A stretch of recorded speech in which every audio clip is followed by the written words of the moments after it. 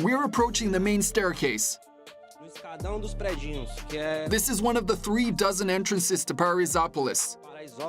The name comes from Paraiso, which means paradise, and polis, which means city. So you and I are going to Paradise City.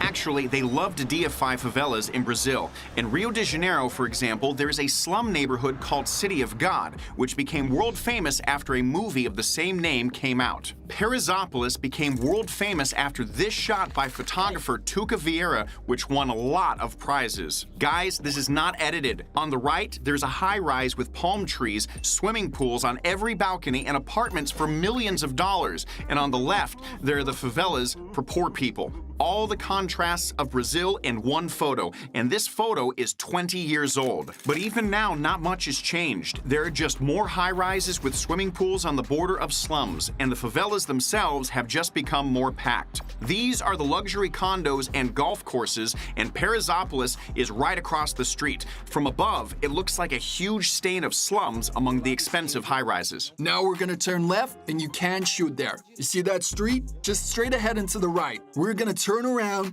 and you only shoot straight ahead and to the right. Do not shoot to the left, okay? Okay, guys, I've just been warned that when I walk, I can only film myself. I can shoot straight ahead like this, and I can shoot this way, but I can't shoot all the alleys this way. Because there's guys in those alleys doing their illegal stuff. And they've got, well, what have they got? Oh, yeah. There's, okay, yeah, those kids are going places. Oh, wow. Oh, there's a lot of pressure. What's going on in there?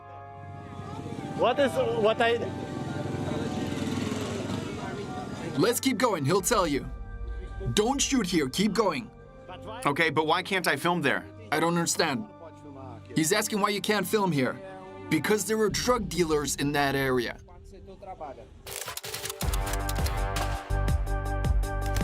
The favelas of São Paulo are very different from what I saw in Rio de Janeiro. There were teenagers there with machine guns and pistols on every corner. In São Paulo, you don't see guns on the streets. In general, at the entrance, the slums look more like a huge shopping street. This is the center of Paraisopolis. Here we have shopping centers, stores, outlets. We have our own bank, our own market, our own pharmacies, all kinds of businesses. To open a store like this here would cost about 80,000 reals. In general, Paraisopolis attracts a lot of people because our neighborhood is very organized. We help each other out. And here you can do your business with confidence. Here in a neighborhood that is considered super dangerous, there are even ATMs on the streets, and nobody's robbing them. There are law offices, finance companies, even their own office buildings. You can't steal in the community. You can't steal in a favela. No one steals in the favela. That's one of the main rules. But these rules, where do they come from? The rules are set by Sector 4, the local community. As he says, the rules are set by Sector 4. So Sector 4 is what they call the drug cartel here. These are the scouts. They stand at the intersection to make sure that no outsiders get into the neighborhood, especially police and intelligence agencies. Don't film? Oh, sorry. I will close your face, don't worry. Thanks, bro. And if somebody steals here, if somebody robs here, what will happen to him? What happens to robbers around here? Well, if someone gets caught here, first off, they just beat him up real bad. Something they'll remember for a long time. If he doesn't come to his senses, they'll just kill him. But of course, that all depends on who he robbed. Sometimes they'll kill him right away. It varies.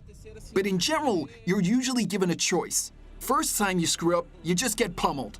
The second time you screw up, you get maimed. And the third time, you're taken care of permanently. You know? That's how it is. Stealing is forbidden here, strictly forbidden. And that's why it's quiet, organized. Everyone is polite, respectful. They need to respect the rules here, of course. And now we go deep into Paraisopolis, where there are no more stores or offices, to meet one of the fighters of the first team. Wow, this area differs a lot. It's kind of like a bedroom community, and outsiders are completely off limits. We're entering a neighborhood called Praça Nossa. That's what they call it here. It's the worst neighborhood in all our favelas. There's no more stores or even, well, sometimes there's no water supply or anything like that.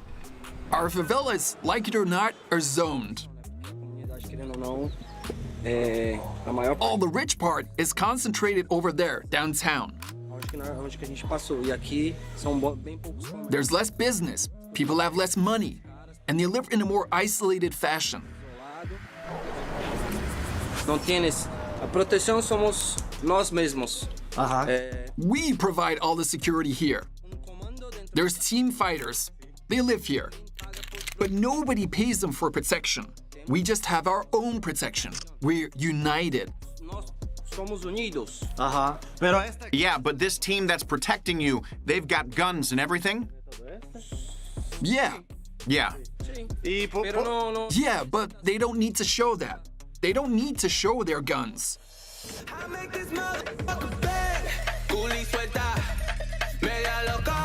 In Rio de Janeiro, security in the favelas is also only provided by the cartels, but each favela has its own cartel. It's forbidden to call the police.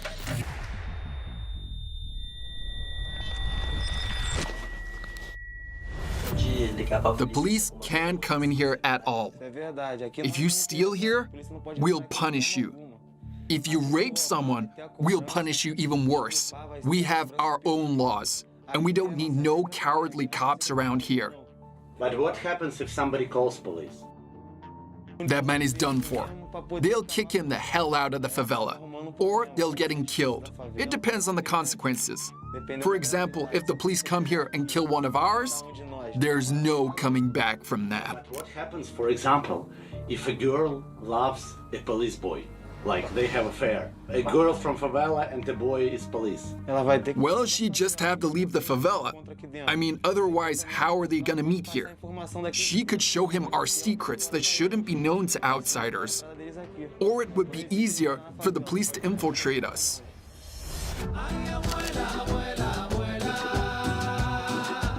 We continue walking through Paraisopolis to São Paulo. At one point, we get stopped by the scouts. Hey, what are you doing here with cameras? What are you saying?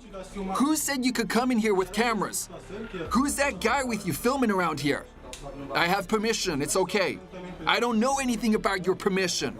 I got permission, I'm escorting them. If we were alone, the recordings would have been taken from us. We're busted, put the camera down. But in the end, they let me leave with Igor. Can imagine if we don't have permission. Yeah. But he came just to ask whether we have permission or not, yeah? Next corner. Camera down? Camera down. They got problems on problems on problems on problems on problems on problems. I solve them. I run through the money. The pressure be calling. Left on my blessings. I feel like I'm falling. The birdie is back. So guys, we're in the slums of Paraisopolis. It's the second largest slum in São Paulo. Living without money makes the locals very creative. In the favelas, most of the houses are decorated in some way. I mean, just look at how many pots of flowers the owner has hung on his house, even though the whole staircase next to it is strewn with garbage. So look, some of the buildings in the favelas are beautiful. A balcony with balusters like these, you see? And the second floor also has these balusters, and this is a new build. You can see that they're building more floors on top of these floors, but they try to make them beautiful. Oh, you see the for sale ad. Here, if you look, the apartment's for sale. Such a beautiful beige door next to some fancy cafe right here. And you can't even tell that we're in the center of one of the biggest favelas in Brazil.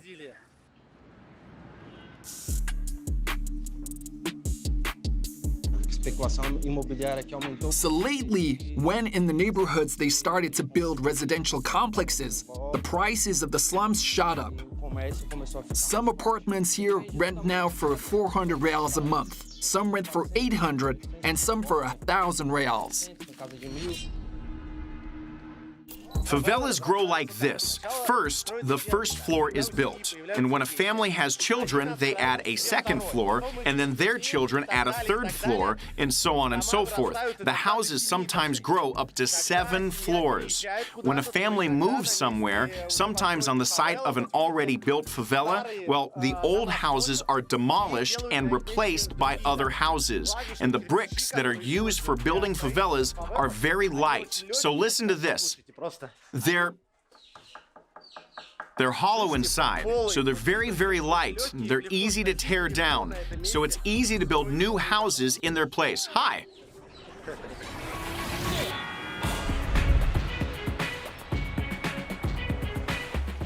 Wow. Look at this, guys. A view of the whole favela.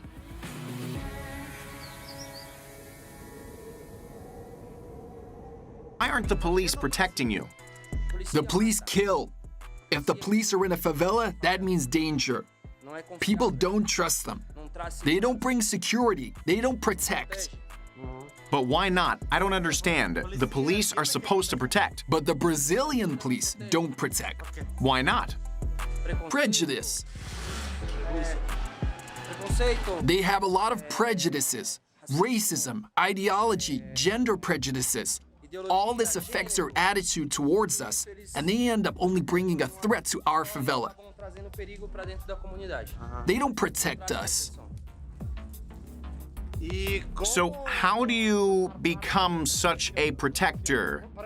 Like, for example, I live here, and I want to be a part of the team that puts things in order. How do I become part of that team? Do you understand? Yeah. But not everybody gets in. Not everybody can get on that team. And not everybody wants to be on it. It's a personal choice. It's your choice. Is it more dangerous now than it was, say, 10 years ago? No. Or less dangerous? No. Much less dangerous. Much less dangerous. For example, 20 years ago, there was another cartel here, and you couldn't do anything. You couldn't build houses, you couldn't develop. It was tough. There was a lot of killing. And now the community lives in peace. There's law under the cartel. When did peace come about? When? Around 2003. 2003. Why? What happened? The people in charge of the neighborhood changed. The people who were in power ran away. They were kicked out. And others came in and they're still in charge to this day. And now this neighborhood is living in peace. That's right. In peace. Complete peace. No war in any neighborhood in São Paulo. No war. All the neighborhoods of São Paulo are peaceful now. Is it just in São Paulo or all of Brazil? Just São Paulo. Why only São Paulo? Why isn't it like that in other places? Because São Paulo is where this cartel was created. It originated here. There are a lot of cartels in Rio de Janeiro. Elsewhere in the country, there's a lot of cartels. And of course, there are fights between them, but there's only one here. Okay, so there's only one. There's no competition. There's no gang feuding. There's just no such thing. There's one faction, and that's it. Okay, and you like it that way, that there's only one? Yeah, I mean, we're at peace. No war, no gunfights, no police breaking in at dawn, kicking down doors, and you begin to appreciate every minute of the peaceful life that our neighborhood has. It sounds unthinkable, a gang that's restoring order. But here's a graph of crime in Sao Paulo since 2000, when the first team cartel took control of the city, a precipitous drop in crime. Experts from the World Economic Forum cite data. The murder rate dropped from a high of 52.5% per 100,000 in 1999 to just 6.1% per 100,000 today. Since 2020, Sao Paulo, once the most feared city in Brazil, is now safer than New York City, where crime is on the rise. The same World Economic Forum says a few researchers believe the drop is due to the dominance of a single gang known as the PCC, which imposed its own brand of criminal order, a kind of Pax Mafioso, a mafia piece. Espaço de lazer, nosso maior. This is where we have fun. This is our biggest open space. We don't just play games here. It's also where most of the community events take place. Meetings, shows, different events. It's the main meeting place for the population within the community. A football field is the centerpiece of any slum neighborhood in Brazil. No matter how shabby the houses around it are, no matter how much garbage is lying in the narrow slum streets, the field will be clean, neat, and always ready for the game. And there will almost always be lots of kids on it. Soccer for these kids is a chance to get out of the favelas forever. Did you win? Não? No? Vai cair hoje, eu acho. Again? Did they lose? Yeah? Antônio já tá querendo. No luck? All right, I'll train you some more. You'll kick their ass. Neymar, who now earns over $100 million a year, grew up in one of the poor neighborhoods in Brazil, as did Ronaldinho and many other football stars. There are opposite examples, though. Adriano Leite Ribeiro grew up in one of Rio's poorest favelas. He played for Flamengo, Inter, Roma, and Miami United. But then partying and alcohol brought him back to the favela. What's more, rumor has it that he is now a member of the city's main drug cartel, the Red Team. Here he is posing and showing their CV symbol with his fingers. And in this picture, here he is with a bod and a beer in the favela, and you can hardly recognize the former celebrity.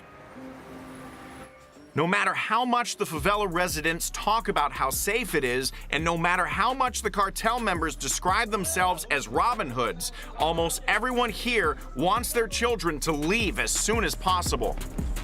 Do you have children? May I ask you? Tenho I got 3 and a wife, man. mãe. Do you think your children will be part of the gang too?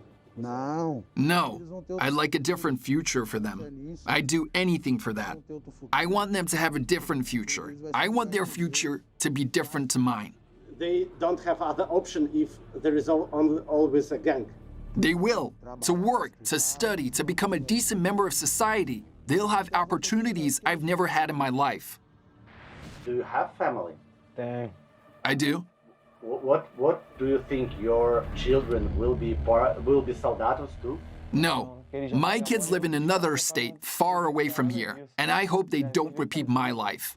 Brazil really leaves its mark on those who have been here forever. Divinely beautiful nature, vivid emotions, thrills, and delicious, juicy food. But what do you think of this country? I always reply to your comments myself. Don't forget your likes and subscribes, but we're moving on.